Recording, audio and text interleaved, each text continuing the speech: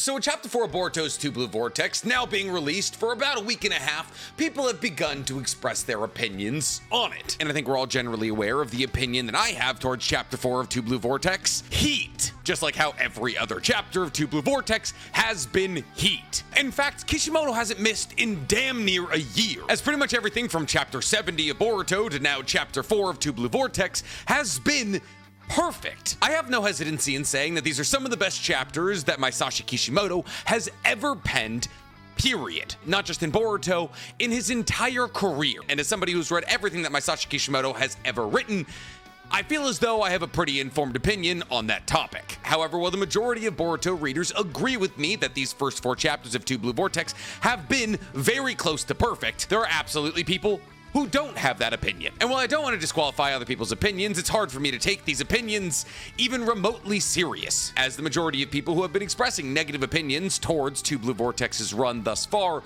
appear as though they don't keep up with Boruto, as pretty much everybody that I've talked to who reads Boruto when it comes out monthly has said, at least as it pertains to the manga, that Boruto has been very good, on par with or even slightly better than Naruto. However, it feels as though many people outside of the Boruto fandom seem to have some pretty loud opinions about what's going on in Boruto, which I find perplexing, because if you're not reading the story, why are you talking? It's kind of like when people were seeing Sasuke Shinden be animated and everybody was focusing on the fact that Sasuke was battling against dinosaurs, which was objectively silly. However, if you only watch Sasuke Shinden through the medium of memes on TikTok, you won't understand the intricacy of Sasuke Shinden, and how the majority of Sasuke Shinden doesn't revolve around him fighting dinosaurs, but instead revolves around his relationship with Naruto and him growing his romantic partnership with Sakura, 2 things that Naruto fans had been clamoring for years, as people believed that Sasuke's relationship with Naruto and Sakura were weird, convoluted, and entirely too one-sided. However, in Sasuke Shinden, outside of Sasuke fighting dinosaurs, we see that Sasuke is fully willing to put himself on the line to cure Naruto's deadly disease, and we see that Sasuke gets jealous of other men hitting on Sakura. We see him almost have a panic attack when he believes that Sakura has been crushed by rubble, and we see him make a ring, a wedding band, for her. All things that confirm to us that Sasuke is truly in love with his wife, something that shouldn't really need to be confirmed, but something that was being confirmed. However, the loudest and proudest opinions about Sasuke Shinden were coming from people who hadn't watched the anime, or read the manga, or even read the light novel. They were more focused on the fact that, oh, Sasuke is getting blitzed by a dinosaur, than on the narrative choices made by Kishimoto to flesh out characters in a way that fans have been clamoring for a decade. And genuinely, I believe we can identify the core of the reason that people are upset over Chapter 4 with Sasuke Shinden as an example. Because while Sasuke Shinden is far from the best thing that Kishimoto has ever done, the reason that people outside of the Boruto fandom hated Sasuke Shinden is because Sasuke wasn't the world-eating, big, punchy person that they all fell in love with. And sure, there's a couple of moments when Sasuke gets caught into a battle that he should be able to win easily and then proceeds to not win easily, but Sasuke Shinden is in an arc dedicated to power scaling Sasuke. It's an arc, and see if you can stick with me here, dedicated to fleshing him out as a character. Something that people had been yelling at Kishimoto to do for as long as every important character existed in Naruto. What is the number one complaint people had about Naruto? Oh, Kishimoto forgot too many characters. Which is why so many light novels exist to flesh out your favorite characters. What's going on in Boruto, and specifically in Chapter 4 of 2 Blue Vortex, is literally no different. Characters' relationships and personalities are being fleshed out in exchange for giant Chakra Susanoo Gundam battles. And because there's no big explosions and super hard punchies, people outside of the Boruto fandom are like, oh, what is Kishimoto doing? He's ruining our favorite characters. No, he's doing the thing he should have done 15 years ago. And for some reason, all of this conversation seems to revolve around Sasuke, and how in Boruto his character is being wasted. Which is a wildly interesting thing to say about somebody who isn't even present for half of Shippuden. And before I continue my screaming rant, guys, please, for me, like this video, subscribe to the page, and hit the noti bell. Follow my podcast where me and Danny Mata break down everything happening in anime on a week-by-week basis. It's available on YouTube, Spotify, and Apple Podcasts. And buy my merch. Oh wait, this is an NC Hammer 23 video. Also, follow my other channel, The Weeb Commander, where I talk anything but Naruto and Boruto. Now, where were we? Now, when it comes to the topic of Sasuke's relevance in Boruto, many would say that I'm biased. Oh, Nick, you made an entire career off hating Sasuke. Of course you don't mind that he's not around as much as he used to be. And while usually if we were talking about cutting Sasuke's time from Naruto and Naruto Shippuden, you would be right. I wouldn't want him around. However, when it comes to Boruto, and I've been very vocal about this opinion recently, Sasuke's one of my favorite characters. I think he's around enough. I think his role as the Shadow Hokage, popping between dimensions, chasing after the Otsukis and trying to gather intel is really interesting. I think he's a good sensei to Sarada and Boruto. I don't think he's a great father to Sarada. However, he's starting to show some really good father tendencies as, and I've been very vocal about this opinion as well, Sasuke deciding to trust his daughter Sarada's words over his own memories and go and protect Boruto is one of my favorite things that not only Sasuke has ever done, but anybody has ever done in the Naruto universe. It was sweet, it was trusting, and he was putting his life on the line because of the love he has for his daughter. Now, Sasuke was fully aware that if he went off to go be with Boruto, not only would he be a rogue ninja again, but also this time around, Kakashi was coming for him. And just as a general rule of thumb, you don't want Kakashi on your bad side, especially Hokage Kakashi. So I'm actually one of the last people who would want Sasuke removed from the story. Now, did I believe for a fair amount of time that Sasuke was gonna die in Boruto? Yes, as I believed for a fair amount of time that his death would bring the most possible relevant ending to his story. And if Sasuke were to die protecting Boruto, it would be a fantastic close to the circle that was his life. On top of that, his death could serve as a way to give Sarada EMS, and there's a possibility his Rinnegan could be saved from his dead body. Not to mention it would be great motivations for the likes of Boruto and Sarada, but I was never necessarily rooting for this to happen. It's just what at that time I believed was the most logical conclusion to Sasuke's story given the parameters of how Boruto was unfurling. But now with the release of Chapter 4, it's been revealed that Sasuke is not dead. And in fact, Sasuke has just been bitten by a claw grime and is now living in a failed divine tree, which means a couple of things for Sasuke. One, he can't go anywhere. Two, he's technically in a state of stasis. And three, his abilities, personality, and chakra have now been manifested in a separate claw grime known as a Shinju, which is undoubtedly going to be one of the main antagonists of this upcoming arc in Boruto. Meaning in actuality, even though Sasuke is currently existing in a divine tree, he actually probably has the most amount of relevancy he's ever had in Boruto's story currently. And yeah, while Boruto isn't technically going to be fighting Sasuke, he probably has to cut Sasuke's Shinju down in order to save Sasuke from the tree. As we saw in Chapter 4, Kashin Koji, through the medium of his communication toad, was telling Boruto that he needed to ambush this Sasuke Shinju, implying that they need this Sasuke Shinju dead in order to probably save Sasuke. So now an entity that looks and acts like Sasuke is one of the main antagonists of Boruto, all while not miring Sasuke's actual name in Boruto, which makes the argument that Sasuke's character is being wasted incredibly perplexing to me. See, obviously when you focus on the sheer fact that Sasuke has been caught in a divine tree, which means he had to be bitten by a claw grime, you can be like, oh, Sasuke's been nerfed. But just saying that sentence out loud quite literally made me lose brain cells. Because here's the thing, if you're looking at Sasuke getting bitten by a claw grime as him being nerfed, you have no sense of narrative direction whatsoever. Sasuke has been jumped a couple of times in Boruto, but what is the main common denominator between all of these jumpings? Say it with me now, he's protecting someone else. And that, ladies and gentlemen, is called character development. Because we had the same conversation around Sasuke when he got beaten by Shin. But you know, the reason that Sasuke got beaten by Shin is because he was protecting his daughter and Chocho. And there's two ways you can look at this moment, the right way and the wrong way. The right way to look at this moment is, oh, Sasuke, while he's not present for much of Sarada's life, still cares about her so much that he's willing to put his life on the line to protect her. Which, when you consider the fact that Sasuke in Naruto's sole purpose in life was to kill his brother and then live for himself devoid of all attachments, the fact that he's now willing to put his life on the line for his daughter, who he rarely sees, shows character development. The wrong way to look at this event is to be like, oh, Sasuke could have deflected all those knives. Because you know what Kishimoto doesn't care about? Your AP, DP, stamina, endurance scaling of Sasuke. Because you know what he's been dedicating the majority of Boruto to? Developing the characters that you've loved for 2 decades. Which is why I've actually come around on Sasuke and Boruto. He's objectively a better character here. So for 1 second, let's sit back and put our thinking caps on and wonder, how would Sasuke end up in a divine tree? Is it because Kishimoto hates Sasuke and made him a bumbling idiot, and as the claw grime ran at him, he was like, oh no, don't bite me, and then eventually he wasn't able to dodge the claw grime and it bit him? No, it's almost definitely because he was battling against a no-limiter code who's one of the strongest people in the Boruto universe, which means he runs the gauntlet of the entirety of Naruto with next to no challenge, and in order to secure Boruto's escape, he probably gets bitten by a claw grime.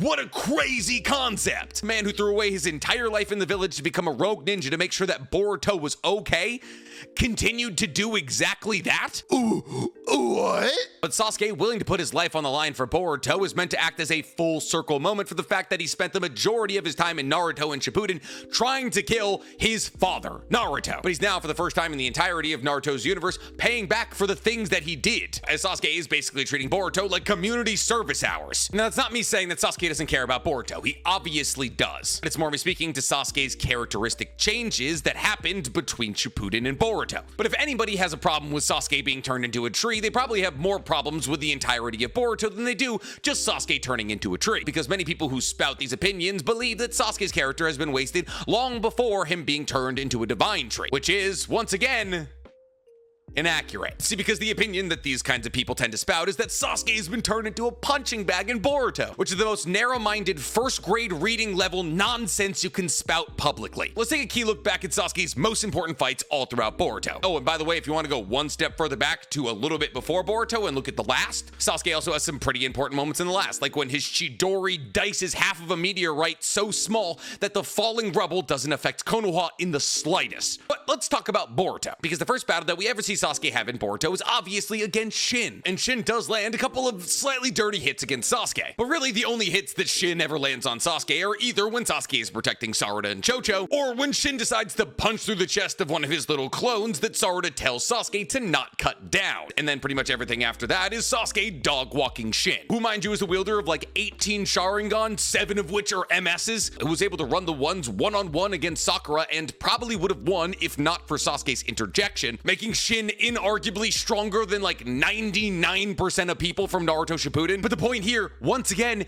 is not power scaling. The story here is about parents, as Naruto and Sasuke, with their conflicting points of view about whether or not they should kill the small little Shins, is to show us that while Sasuke still hasn't lost his rough and tough exterior, that when Sarada tells him to not cut down one of the tiny Shins, he listens, to his detriment. And that is to show us that a parent is made weaker by the presence of their children. However, that doesn't change how they feel about their children. And also, Sasuke wins! The other craziest thing we see about almost all of Sasuke's other fights in Boruto is the fact that they all happen after he uses space-time ninjutsu. And if any of us are able to recall the 4th Great Shinobi World War, we learned from Obito and Naruto in order to emulate Kaguya's space-time ninjutsu ability to follow her through dimensions, that one of Sage of Six Paths Naruto's shadow clones, of which he only had 2 at the moment, meaning his chakra was split into thirds, would not have enough chakra to open this space-time ninjutsu portal. Every single time that Sasuke uses space-time ninjutsu, he's using roughly 1/3 the amount of chakra that Sage of Six Paths Naruto had, which means that Sasuke has undoubtedly been training his chakra reserves for the last 13 or so years. In fact, we've been given verbal confirmations by the like of Sasuke and narrators in light novels that Sasuke is now strong enough to be able to defeat Kaguya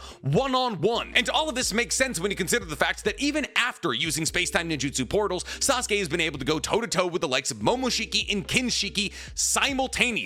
And while obviously he retreats from this battle, that's kind of understandable. 2-on-1 against 2 alien gods is not good odds. And considering the fact that it's Sasuke's mission to gather intel and not kill all Otsutsukis, it makes way more tactical sense for him to return to Konoha and tell everybody about what's going on with the scary white-skinned people. And yet when Sasuke and everybody else decided to run it back, Sasuke and Naruto in their base forms were able to throw mitts with a fused Momoshiki, who they defeated not only once, but basically twice. See, the only reason that fused Momoshiki got back up after Naruto and Sasuke whooped him is because he got a massive boost from the scientist trying to show off his new shinobi gauntlet. And then, and still then, Sasuke won. Plenty of people are going to be like, oh yeah, well Naruto was the bored person in that fight. And not really. Like, yeah, Naruto had better taijutsu moments, but Sasuke's Rinnegan abilities kept fused Momoshiki perplexed. Now, mind you, Sasuke was doing this after transporting, I think, 7 people with a space-time ninjutsu portal, and every extra person he teleports with said portal uses more of his chakra. So we were dealing with like a half-strength Sasuke here, still able to run the ones with a fused Momoshiki, somebody who is almost universally agreed upon to be stronger than Kaguya. And the only other important fight that he's involved in is his and Naruto's battle against Ishiki. And yeah, Ishiki beats the brakes off Sasuke, but he also beats the brakes off everybody else he fights. And the only reason that Kashinkoji was able to defeat Jigen is A, because he understands exactly how all his abilities work, and B, because he was at 10% power. Because Sasuke and Naruto, with next to no understanding of how his techniques work, were still almost able to defeat him. And then when he manifested as Ishiki, aka a stronger form than Jigen, yeah, he beat the brakes off Naruto and Sasuke. He impaled Sasuke with more black rods than Riley Reid has seen in her entire career. He ripped snapped Naruto and Sasuke out of their respective chakra mechs, and Naruto had to kill Kurama and lose half of his chakra to run out the clock against Ishiki. Not win, mind you, run out the clock. If Ishiki was simply there, not manifested through an incomplete vessel, even Baryon mode wouldn't have done enough. So looking at this fight and being like, oh, Sasuke is being nerfed here. Sasuke should be strong enough to beat Ishiki. No, he shouldn't be. The next generation is always more powerful than the last. Unless, of course, we're talking about Dragon Ball Z, in which case Gohan has been the strongest person in the universe who hasn't lived up to his potential for almost 20 years now. Oh my god, longer than 20 years. So yeah, Sasuke got beat up by Ishiki, but so did Naruto, which will lead a lot of people to be like, But that's the problem. Naruto and Sasuke shouldn't be beat up by anyone. why?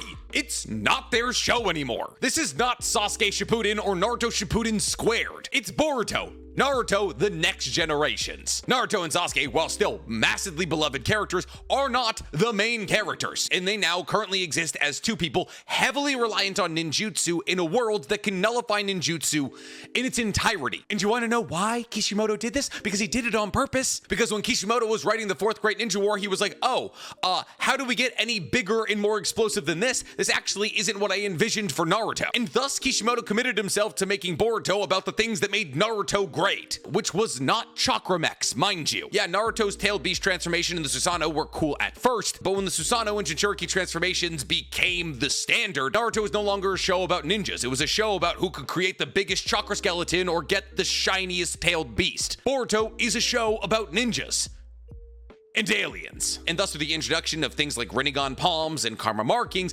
ninjutsu has been all but nullified, meaning that the majority of combat in Boruto happens with these two bad boys right here. And you would be absolutely insane and borderline blind to ignore the fact that almost all of the best fights in Naruto are taijutsu fights. Whether that be Rock Lee versus Gaara, Kakashi versus Obito, Naruto and Sasuke either in their first fight or their last fight. And Kishimoto has openly said that people aren't getting weaker in Boruto, he's just trying to scale down the fights. So just because Ishiki doesn't have a big chakra mech does not mean that he isn't way stronger than Naruto and Sasuke. And in fact, the moment when Jigen flies through the face of both of their chakra mechs and yanks them out of it is supposed to show that combat has evolved. And in the end, Naruto and Sasuke win! And while Naruto is definitely more involved in the punching and kicking aspect of that, Sasuke is absolutely pivotal in running Ishiki's clock out, which is why Ishiki kicks him into the ground in the first place. And what's crazy to me is that people are upset about how Sasuke is treated in this battle. It has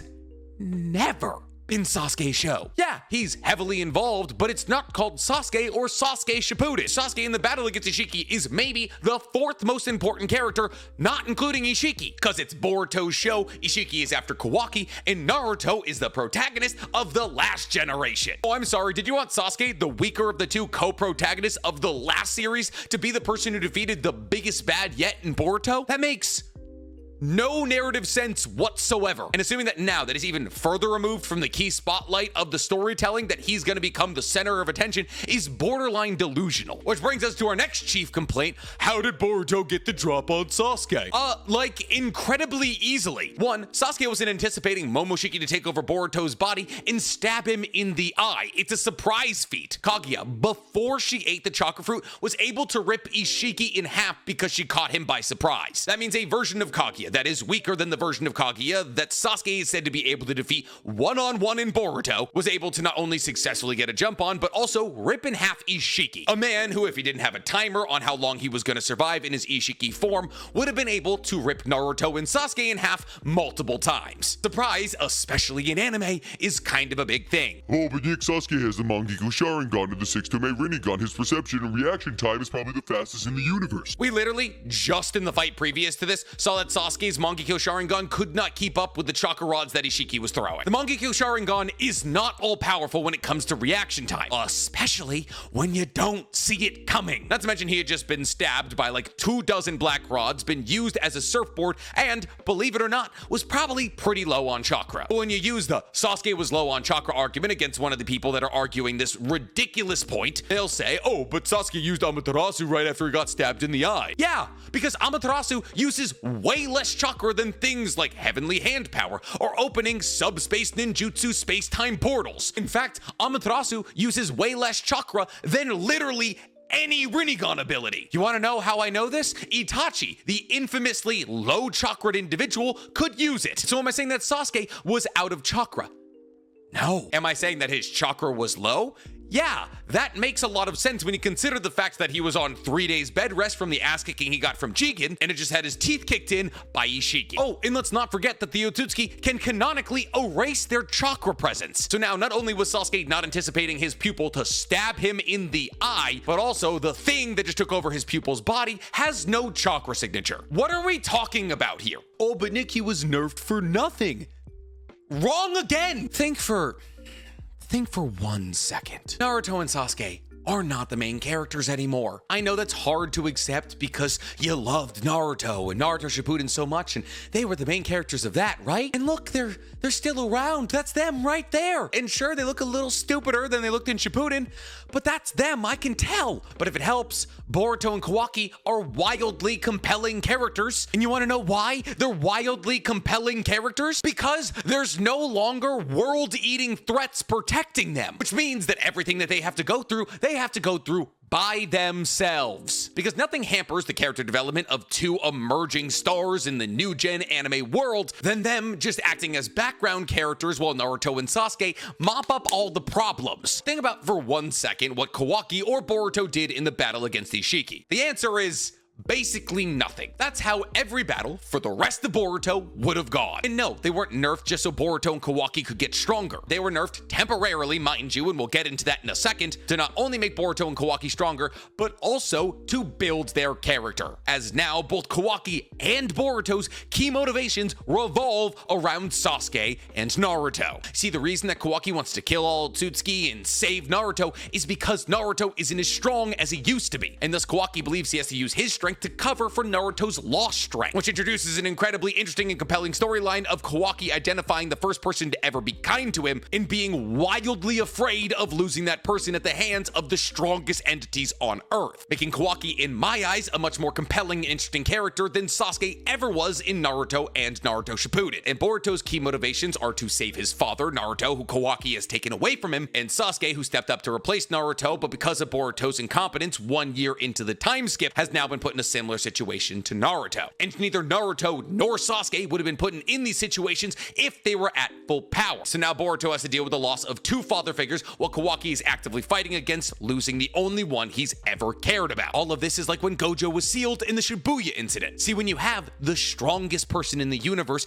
a walking plot device, who the second they show up to any fight, the fight is basically over, but that walking plot device isn't your main character, you have to make sure that that walking plot device has an excuse to not be around. Now, obviously, you could kill off this walking plot device, but everybody loves the walking plot device, so killing that plot device wouldn't go over super well. And worst case scenario, that might affect how much money your manga makes. And thus, you take the strongest character in the entire universe out of the equation, just for a little bit. So the people who aren't the strongest people in the universe can get a little bit of character development and more power. And now, not only are you developing your main cast of characters, but also getting that strongest person in the universe back becomes a plot point, ensuring that that strongest character in the universe actually retains relevancy in your story. But the craziest thing about all of this that separates Naruto and Sasuke's situation from that of Gojo's is the fact that Naruto and Sasuke are gonna come back stronger. And if you had anything, even remotely close to deductive reasoning abilities, you would come to this conclusion as well. Because it's not like Naruto and Sasuke were nerfed by losing their legs. Naruto and Sasuke were nerfed in very specific ways. Naruto was nerfed by using Baryon mode, which caused him to lose half of his chakra and lose Kurama. There exists in the Boruto universe a juvenile Ten-Tails, who is inarguably the most important plot point to the majority of the most important characters in Boruto, like Code and Momoshiki. Because without said Ten-Tails, no divine tree can be made. And while Code might die somewhere in the story, and therefore what he wants won't be relevant, Momoshiki is around to stay. And thus, so long as Momoshiki is around to stay, the Ten-Tails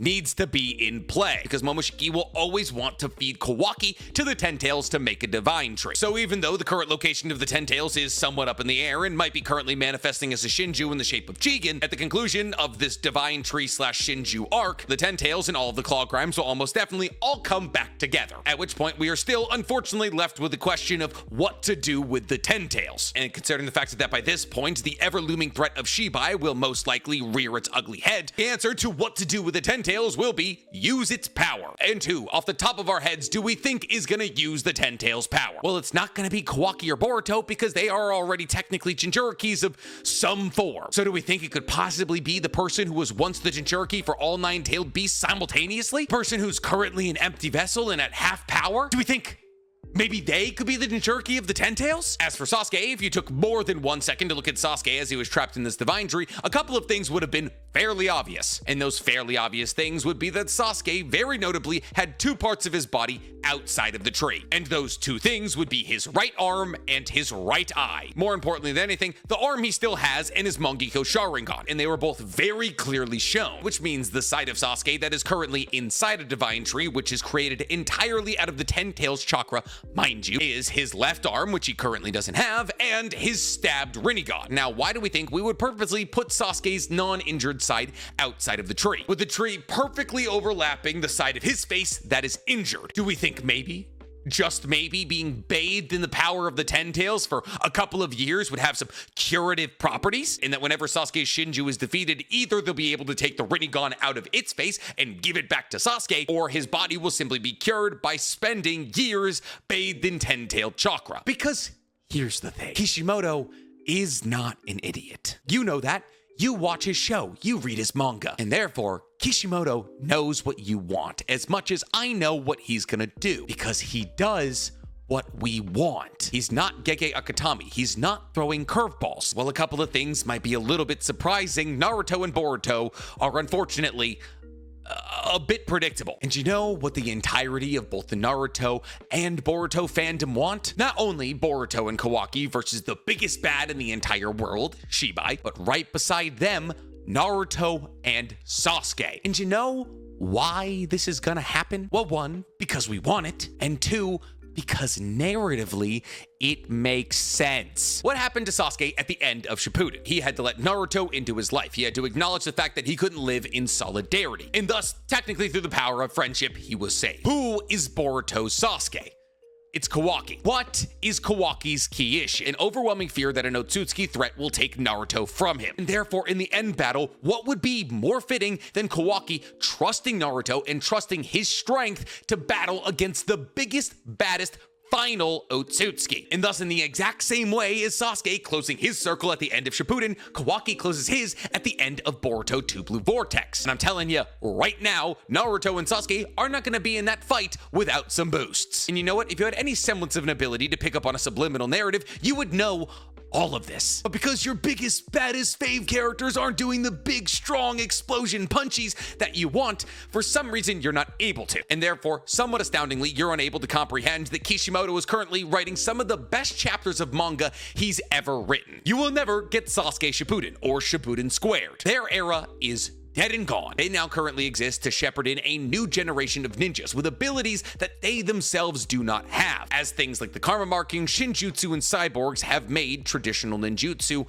a bit less worthwhile. And thus Naruto and Sasuke serve to guide this next generation of ninjas who have abilities that they themselves do not have access to victory. Naruto and Sasuke haven't gotten weaker. Their roles have changed. And instead of making Naruto and Sasuke immediately adjust to the new generation, they decided to have the new generation adjust over time, with Naruto and Sasuke using old generation powers to stem back the tides long enough for the new generation to gain strength. And if you can't pick up on any of this, genuinely, I find it very hard to say that you deserve to voice an opinion on the matter. If you want a plot with next to no character development that solely focuses on the 2 main characters that have been around for the last 30 years, go watch Dragon Ball. Or do us both a favor and pick up a book. Sasuke's character is not being wasted. In fact, it's probably the best it's ever been, is at least what I think. But what do you guys think about Sasuke's character in Boruto? Do you believe it's gotten better or worse, or it's still about the same?